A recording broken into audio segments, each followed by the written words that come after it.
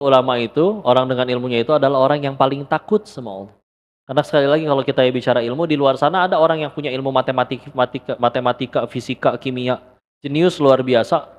Tapi kadang ada juga yang memang mohon maaf tidak beriman kepada Allah. Maka justru ilmu itu justru harusnya membuat makin takut sama Allah. Makin takut sama Allah, makin gak berani ngomong yang Allah gak suka, gak berani ngajar sembarangan, gak berani ngomong atau berbuat sembarangan. Karena makin takut sama Allah. Yang pertama, yuk kita mesti gaul sama orang yang seperti itu. Yang kedua, mendengarkan perkataan para hukama. Jadi jamak dari hukum ya. Ketika akhirnya kita kan hidup perlu panduan, tanpa ada syariat Islam, ya kita nggak tahu wanita tuh berpakaian harusnya gimana, ngurus jenazah itu gimana. Kau pernah cerita nggak? Masih ada daerah di Indonesia, izin kau tidak sebut daerahnya, ketika ada orang meninggal, maka keluarganya kumpul, terus itu jenazahnya dimakan sama keluarganya. Kenapa? Bukan karena kejam, tapi karena mereka nggak tahu ngurus jenazah itu gimana. Dan mereka berpikiran supaya dia tetap bersatu ada di dalam diri kita, maka bagaimana kalau kalau dimakan kan keluar lagi lewat bawah. Cuman dia karena mereka nggak ngerti. Dalam Islam ya orangnya itu jasadnya ya dikubur, dikembalikan ke tanah. Syariatnya seperti itu. Ruhnya sudah bertanggung jawab atas perbuatannya sendiri. Maka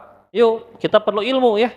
Dan itu sumbernya dari ulama dan orang-orang yang bisa memberikan hukum para hukama. Dan kenapa? Karena Allah itu akan menghidupkan hati yang mati dengan cahaya hikmah dari ilmu yang bermanfaat.